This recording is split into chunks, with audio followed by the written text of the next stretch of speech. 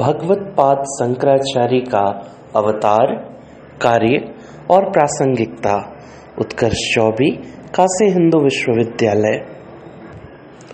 कुछ लोगों को यह संदेह हो सकता है कि भगवान शंकराचार्य ने आविर्भूत होकर ऐसा कौन सा अभिनव सिद्धांत प्रदान किया या धर्म का प्रचार किया जिससे यह प्रतीत हो सके कि उन्होंने जगत का अवतारोचित अभूतपूर्व तथा लोकोत्तर कल्याण किया था। अद्वैतवाद अनादिकाल से ही तत्त अधिकारियों में प्रसिद्ध था। फिर उन्होंने प्रस्थान त्रय का भाष्य निर्माण कर अथवा अन्य कौन सा विशेष कार्य किया? इसका उत्तर यह है कि यद्यपि अधिकारी भेद से अद्वैत, द्वैत आदि मत अनादिकाल से ही प्रसिद्ध हैं, तथापि शुद्ध ब्रह्माद्वैतवाद अवैदिक दार्शनिक संप्रदाय के आविर्भाव से एक प्रकार से लुप्त हो गया था। योगाचार तथा माध्यमिक संप्रदाय में एवं किसी तांत्रिक संप्रदाय में अद्वैतवाद के नाम से जिस सिद्धांत का प्रचार हुआ था वह विशुद्ध औपनिषदिक ब्रह्मवाद से अत्यंत भिन्न है। ऐसी विषम परिस्थितियों में अवतरित होकर भगवान सदाशिव के अवतार आचार्य शंकर श्रुति सम्मत शारीरिक भाष्य की रचना कर अद्वैत के वास्तविक आदर्श को प्रतिपादित कर धर्म रक्षण करते हैं। व्याकुर्वन् व्यास सूत्रार्थम सुतेरथम यथोचिवान सुतेर न्याय स एवार्थ शंकर सवितानन।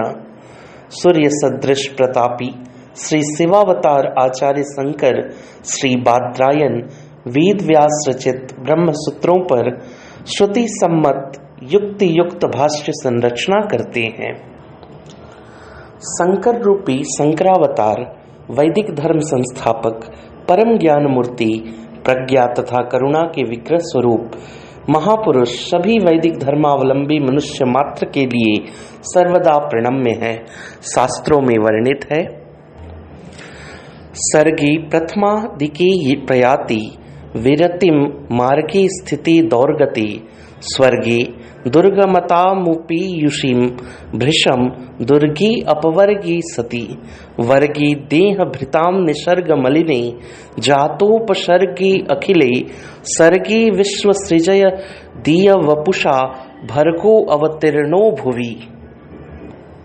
अर्थात सनातन संस्कृति के पुरोधा सनकादि महर्षियों का प्राथमिक सर्ग जब उपरति को प्राप्त हो गया, अभ्युदय तथा निश्रेयसप्रद वैदिक सन्मार्ग की दुर्गति होने लगी, फलस्वरूप स्वर्ग दुर्गम होने लगा, अपवर्ग आगम हो गया, तब इस भूतल पर भगवान भर्ग अर्थात शिवशंकर रूप में अवतरित हुए।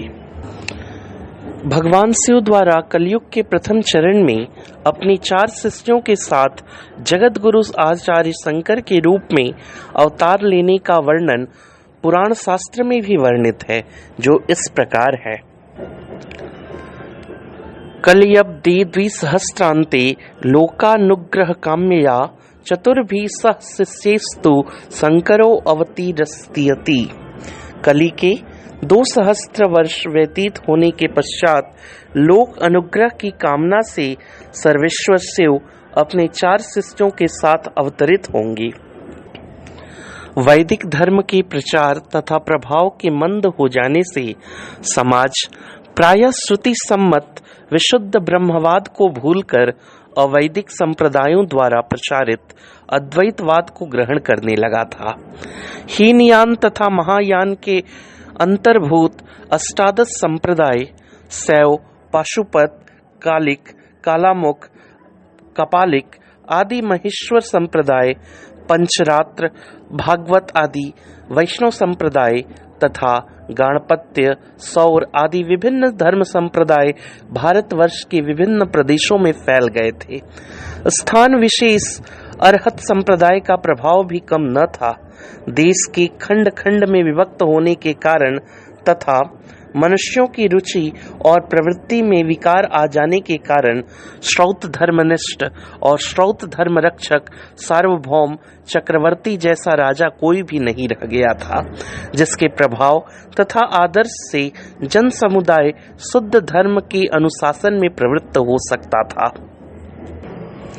ऐसी परिस्थिति में भगवान शंकराचार्य ने अपने ग्रंथों में वेदानुमत निर्विशेष अद्वैत वस्तु का शास्त्र तथा युक्ति बल से दृढ़ता पूर्वक प्रतिपादन कर केवल विविध द्वैतवादों का ही नहीं अपितु भ्रांत अद्वैतवाद का भी खंडन किया है। शुद्ध वैदिक ज्ञान मार्ग का अन्वेषण करने वाले विरक्त जिज्ञासु मुमुक्षु पुरुषों के लिए यही सर्वप्रधान उपकार माना जा सकता है, क्योंकि भगवान शंकर जैसा लोकोत्तर धी शक्ति संपन्न पुरुष को छोड़कर दूसरे किसी के लिए भी तत्कालीन दार्शनिकों के युक्ति जाल का खंडन करना सरल नहीं था। लिंग पुराण में कहा गया है, निंदन्ति वेद विद्यां च द्विजा कर्माणि वै कलौ कलौ देवो महादेव शंकरो नीललोहित प्रकाशति प्रतिष्ठार्थम धर्मस्य विकृताकृति ये तम विप्रा निषेवन्ते येन केनापि शंकरम कली दोषान्वित निर्जित्य प्रयान्ति परमं पदम।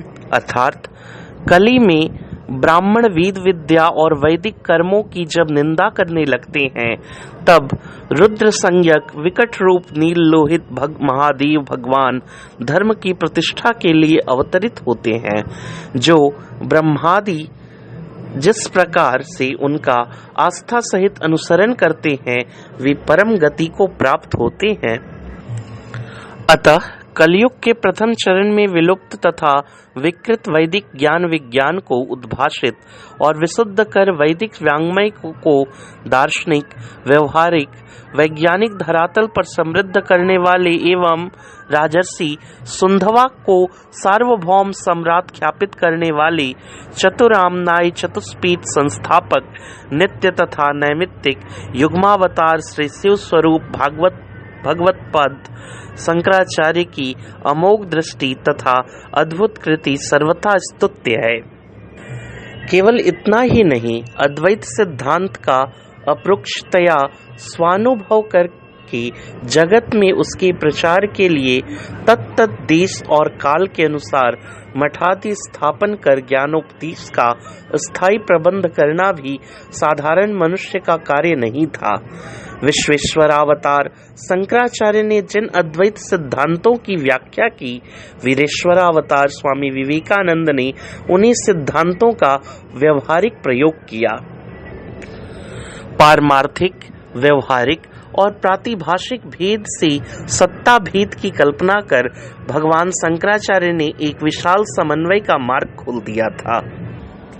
वह अपने अपने अधिकार के अनुसार वेद मार्गरत निष्ठावान साधकों के लिए परम हितकारी ही हुआ, क्योंकि व्यवहार भूमि में अनुभव के अनुसार द्वैतवाद को अंगीकार करते हुए और तदनुरूप आचार अनुष्ठान आदि का उपदेश देते हुए भगवान ने दिखाया कि वस्तुतः वेदांतोपदिष्ट अद्वैत भाव से शास्त्रानुमत द्वैत भाव का विरोध नहीं है, क्योंकि शुद्ध ब्रह्म ज्ञान के उदय से संस्कार या वासना की निवृत्ति, विविध प्रकार के कर्मों की निवृत्ति तथा चित्त का उपशम हो जाने पर अखिल द्वैत भावों का एक परम द्वैत भाव में ही पर्यवसान हो जाता है।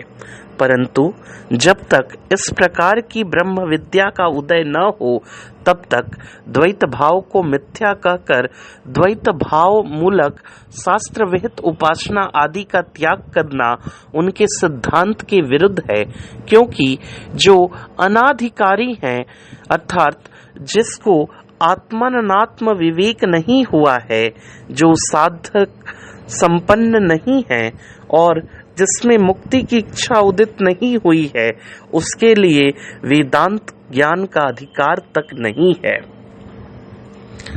कर्म से शुद्ध चित्त होकर उपासना में तत्पर होने से धीरे धीरे ज्ञान की इच्छा तथा उसका अधिकार उत्पन्न हो जाता है।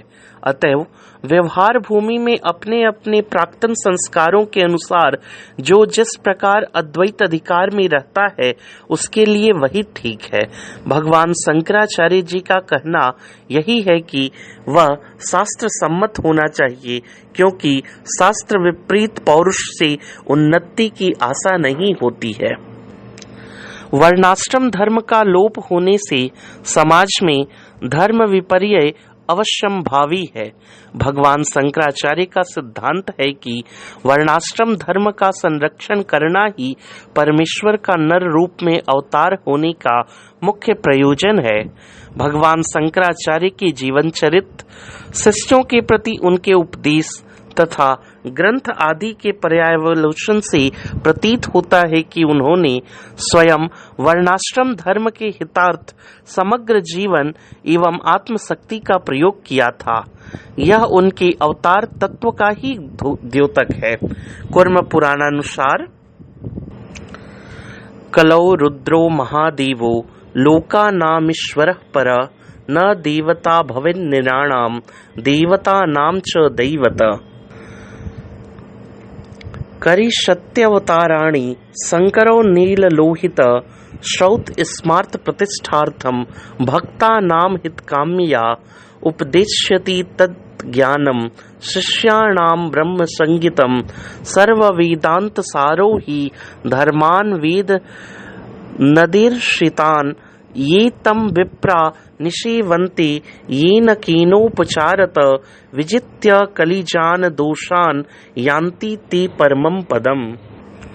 अर्थात कली में देवों के देव महादेव, लोकों के परमेश्वर रुद्र, शिव मनुष्यों के उद्धार के लिए उन भक्तों के हित की कामना से श्रौत स्मार्त प्रतिपादित धर्म की प्रतिष्ठा के लिए विविध अवतारों को ग्रहण करेंगे। वे शिष्यों को वेद प्रतिपादित सर्व वेदांत सार ब्रह्म ज्ञान रूप मोक्ष धर्म का उपदेश करेंगे। जो ब्राह्मण जिस किसी भी प्रकार उनका सेवन करते हैं वे कली प्रभाव दोषों को जीतकर परम पद को प्राप्त करते हैं।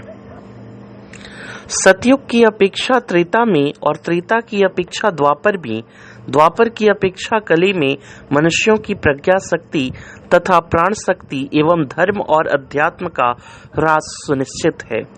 यही कारण है कि कृतयुग में शिवावतार भगवान दक्षिणामूर्ति ने केवल मौन व्याख्यान से शिष्यों के संशयों का निवारण किया।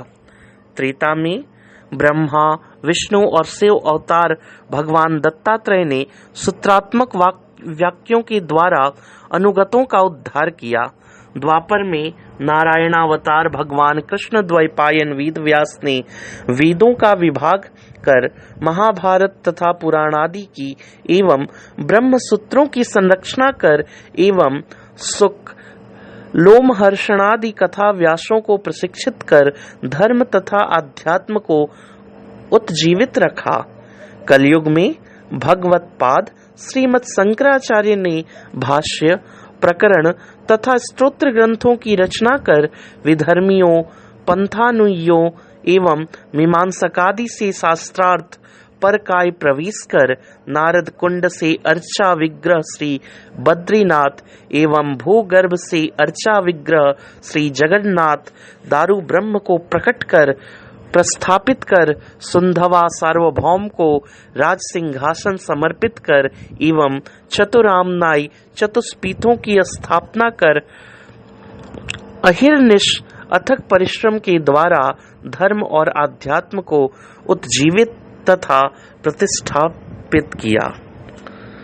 व्यासपीठ के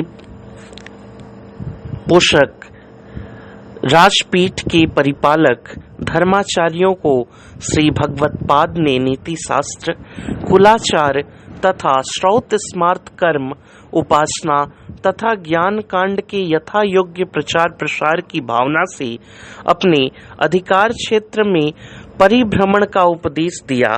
उन्होंने धर्म राज्य की स्थापना के लिए व्यासपीठ तथा व्यासपीठ में सद्भावपूर्ण संवाद के मध्य से सामंजस्य बनाए रखने की प्रेरणा की। ब्रह्म तेज तथा छात्र बल के साहचर्य से सर्व सुमंगल काल योग की सिद्धि को सुनिश्चित मानकर कालगर्भित तथा कालातीत दर्शी आचार्य शंकर ने व्यासपीठ तथा राजपीठ का शोधन कर दोनों में सैद्धांतिक सामंजस्य साधा। भारत की विविधता पश्चिमी जगत के लिए तो सदैव से आकर्षण, आश्चर्य एवं शोध की विषय वस्तु रही ही है। अनेक भारतीय विद्वान भी इस संबंध में भ्रमित हैं। भेदवादी राजनैतिक दृष्टि से संपूर्ण भारतवर्ष की राष्ट्रीय एकता एवं अखंडता का अनुभव आकलन नहीं किया जा सकता। उसके लिए तो बड़ी गहरी, सूक्ष्म, समग्रतावादी, समन्वयकारी एवं सांस्कृतिक दृष्टि चाहिए। इसे आदि शंकराचार्य ने मात्र 32 वर्ष की अल्पायु में ही संपूर्ण भारतवर्ष का 3 बार पैदल भ्रमण कर सम्यक रूप से समझा और निरंतर साधना के बल पर प्रत्यक्ष अनुभव किया। संभवतः यही कारण रहा है कि वे राष्ट्रीय एकता एवं अखंडता के अस्थायी, मान्य एवं व्यवहारिक सूत्र और सिद्धांत देने में सफल रहे।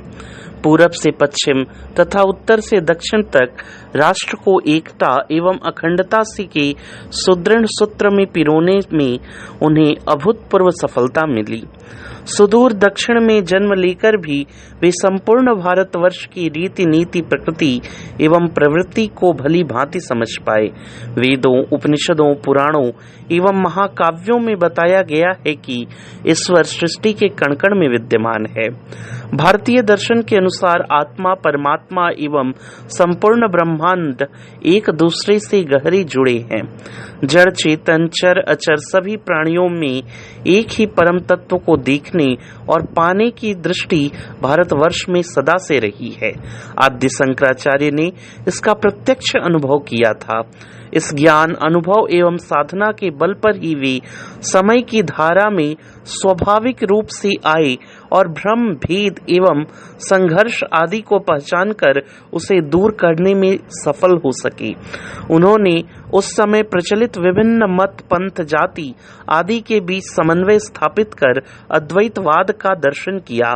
उनका अद्वैत दर्शन सब प्रकार के भेद, संघर्ष, पृथकता, विभाजन और दूरी को मिटाकर आत्मा को परमात्मा, जीव को ब्रह्म तथा व्यक्ति व्यक्ति को प्रकृति और पर्यावरण से जोड़ने का माध्यम था। उन्होंने मनुष्य को छोटे छोटे स्वार्थ एवं संकीर्णताओं से ऊपर उठाया तथा उसकी संवेदना को विस्तार दिया। उन्होंने कहा कि मनुष्य यदि स्वार्थ और संकीर्णताओं से ऊपर उठ जाए तो वह संपूर्ण सृष्टि के साथ गहरा आत्मिक संबंध स्थापित कर सकता है। उनके विचारों से मनुष्य की चेतना को ऊपर उठाकर उसे उदार एवं श्रेष्ठ बनाने का कार्य किया। उनके अनुसार बाहरी संसार में जो भेद, विभाजन दिखाई देता है वह अज्ञानता के कारण है। सत्य का साक्षात्कार हो जाने या सच्चा ज्ञान हो जाने पर यह भेद बुद्धि अपने आप समाप्त हो जाती है और सारा संसार उसी परम ब्रह्म का अभिव्यक्ति स्वरूप जान पड़ता है, जिसे आध्यात्मिक भाषा में नाम रूपात्मक जगत कहते हैं। इसी अर्थ में उनका अद्वैत दर्शन देश, काल, परिस्थिति आदि सब प्रकार की मानव निर्मित सीमाओं से परे एक विश्व दर्शन है, जिसमें संपूर्ण धरती एवं मानवता के कल्याण का भाव निहित है। आद्य शंकराचार्य जी के समन्वयकारी दर्शन ने उस समय प्रचलित भिन्न भिन्न वैचारिक एवं धार्मिक धाराओं को भी सनातन धारा में सम्मिलित कर लिया। बौद्ध एवं जैन मतावलंबियों को भी वे सनातन के साथ लाने में लगभग सफल रहे। उनकी दी हुई दृष्टि ही थी कि बुद्ध भी विष्णु के 10वें अवतार के रूप में घर घर पूजे गए। उन्होंने ऐसा राष्ट्रीय एवं सांस्कृतिक बोध दिया कि दक्षिण के कांची, कलाडी, कन्याकुमारी, श्रृंगेरी आदि में जन्मा हुआ व्यक्ति कम से कम एक बार अपने जीवन में उत्तर के काशी, प्रयाग केदार और बद्रीनाथ की यात्रा करने की इच्छा रखता है, तो वहीं पूरब के जगन्नाथपुरी का वासी पश्चिम के द्वारिकाधीश सोमनाथ की यात्रा कर स्वयं को धन्य समझता है। देश के 4 कोनों पर 4 मठों और धामों की स्थापना कर उन्होंने एक ओर देश को एकता एवं अखंडता के सबल सूत्रों में पिरोया, तो दूसरी ओर विघटनकारी शक्तियों एवं प्रवृत्तियों पर अंकुश लगाया। अनेक तथाकथित भेदभावों के बीच आज भी गंगोत्री से लाया गया गंगा जल रामेश्वरम में चढ़ाना पवित्र कर्तव्य समझा जाता है, तो जगन्नाथपुरी से खरीदी गई छड़ी द्वारिकाधीश को अर्पित करना परम सौभाग्य माना जाता है। यह चारों मठ एवं धाम न केवल हमारी आस्था एवं श्रद्धा के सर्वोच्च केंद्र बिंदु हैं, अपितु ये आध्यात्मिक एवं सांस्कृतिक चेतना के सबसे बड़े संरक्षक एवं संवाहक भी हैं। यहाँ से हमारी चेतना एवं संस्कृति नया जीवन पाती है, बार बार जागृत एवं प्रतिष्ठित होती है। उन्होंने 12 ज्योतिर्लिंगों का जीर्णोद्धार कराया। उन 12 ज्योतिर्लिंगों एवं 52 शक्ति पीठों के तीर्थ यात्रा की आशा आकांक्षा सभी सनातनियों के मन में सदैव पलती बढ़ती है। अखंड भारत में फैले ये 12 ज्योतिर्लिंग एवं शक्तिपीठ हमारी सांस्कृतिक एकता के लोक स्वीकृत एवं सर्वमान्य प्रतीक हैं। इनके प्रति पूरब पश्चिम उत्तर दक्षिण के लोगों की समान आस्था एवं श्रद्धा है। यह आस्था एवं श्रद्धा हमें आत्मिक तल पर सदैव जोड़े रखती है। यह विविधताओं के मध्य ऐक्य की अनुभूति कराती है। यह देश के भूगोल को जोड़ती है। उन्होंने हर 12 वर्ष के पश्चात महाकुंभ तथा 6 वर्ष के अंतराल पर आयोजित होने वाले अर्धकुंभ के मेले के अवसर पर भिन्न भिन्न मतों पंथों मठों के संतों महंतों दशनामी सन्यासियों के मध्य विचार विमर्श शास्त्रार्थ संवाद एवं सहमति की व्यवस्था दी। उस मंथन एवं संवाद से निकले अमृत रूपी ज्ञान को जन जन तक ले जाने की मति दृष्टि और संस्कृति विकसित की। यह उन जैसे अवतारी अलौकिक एवं असाधारण साधकों के प्रयास का ही सुखद परिणाम है कि हर कुंभ मेले पर लघु भारत का विराट स्वरूप उमड़ पड़ता है। करोड़ों श्रद्धालुओं का वहां एकत्रित होना, पवित्र नदी में डुबकी लगाना, व्रत उपवास मर्यादा एवं अनुशासन का नियम पूर्वक पालन करना, तंबू डेला डालकर हरिद्वार प्रयाग उज्जैन एवं नासिक में कई दिनों तक व्रतियों एवं श्रद्धालुओं का निवास करना संपूर्ण विश्व को मोहित और विस्मित कर देता है। वहाँ भाषा जाति प्रांत एवं पंथ संप्रदाय आदि की सभी बाहरी एवं राजनीति प्रेरित कृत्रिम दीवारें अपने आप ढह जाती हैं और पारस्परिक एकता सद्भाव संयोग एवं प्रेम का साक्षात भाव दृश्य सजीव एवं साकार हो उठता है। प्रत्येक पीढ़ी के लिए आद्य शंकराचार्य के विचार दर्शन एवं साहित्य समान रूप से उपयोगी हैं। उन्हें जीने और आत्मसात करने की आज कहीं अधिक आवश्यकता है। एक ऐसे समय में जबकि विभाजनकारी शक्तियां पूरी शक्ति से सक्रिय है, निश्चय ही आद्य शंकर का जीवन और संदेश राष्ट्रीय एकता एवं अखंडता की भावना के संचार में सहायक हैं। ऐसे सनातन धर्म के पृष्ठपोषक और रक्षक भगवान आद्य शंकराचार्य को उनकी जन्म जयंती शंकर पंचमी पर सत नमन। शंकरम शंकराचार्यम केशवम बाद्रायणम सूत्र भाष्यकरम देवम वंदे भगवंत पुनः पुनः। धन्यवाद।